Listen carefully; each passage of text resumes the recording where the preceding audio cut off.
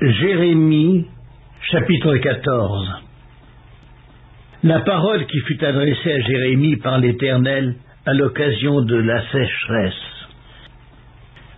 Juda est dans le deuil, ses villes sont désolées, tristes, abattues, et les cris de Jérusalem, les grands envoient les petits chercher de l'eau, et les petits vont aux citernes, ne trouvent point d'eau, et retournent avec leurs vases vides. Confus et honteux, ils se couvrent la tête. La terre est saisie d'épouvante parce qu'il ne tombe point de pluie dans le pays, et les laboureurs confus se couvrent la tête.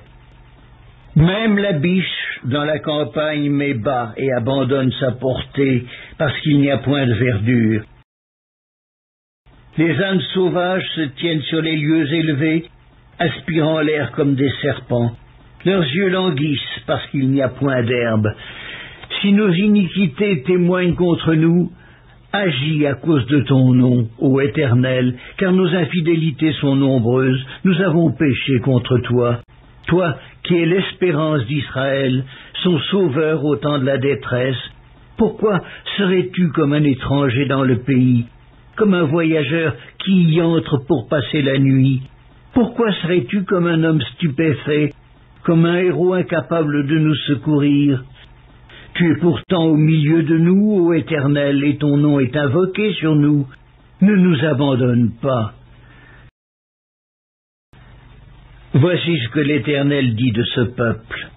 Ils aiment accourir çà et là, ils ne savent retenir leurs pieds. L'Éternel n'a point d'attachement pour eux. Il se souvient maintenant de leurs crimes et il châtie leurs péchés. Et l'Éternel me dit, n'intercède pas en faveur de ce peuple. S'ils jeûnent, je n'écouterai pas leurs supplications. S'ils offrent des holocaustes et des offrandes, je ne les agréerai pas, car je veux les détruire par l'épée, par la famine et par la peste.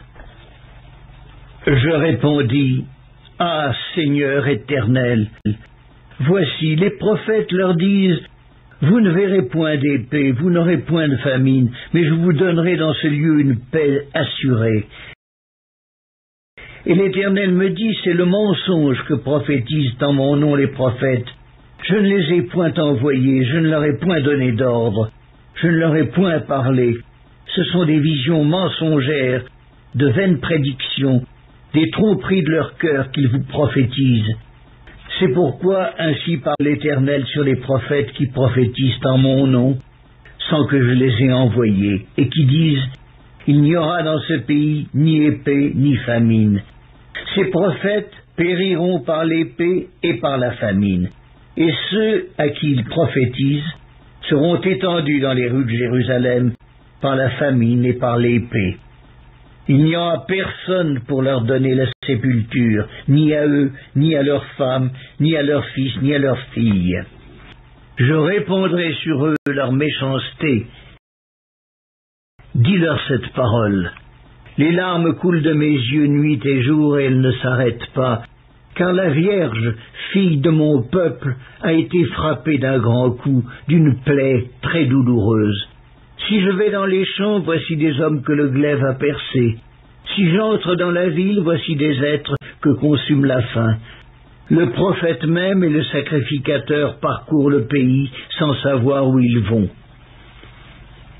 As-tu donc rejeté Juda et ton âme a-t-elle pris Sion en horreur? Pourquoi nous frappes-tu sans qu'il y ait pour nous de guérison? Nous espérions la paix, il n'arrive rien d'heureux. Un temps de guérison et voici la terreur. Éternel, nous reconnaissons notre méchanceté, l'iniquité de nos pères, car nous avons péché contre toi. À cause de ton nom, ne méprise pas, ne déshonore pas le trône de ta gloire. N'oublie pas, ne romps pas ton alliance avec nous. Parmi les idoles des nations, en est-il qui fassent pleuvoir? Ou est-ce le ciel qui donne la pluie? N'est-ce pas toi, Éternel, notre Dieu? Nous espérons en toi, car c'est toi qui as fait toutes ces choses.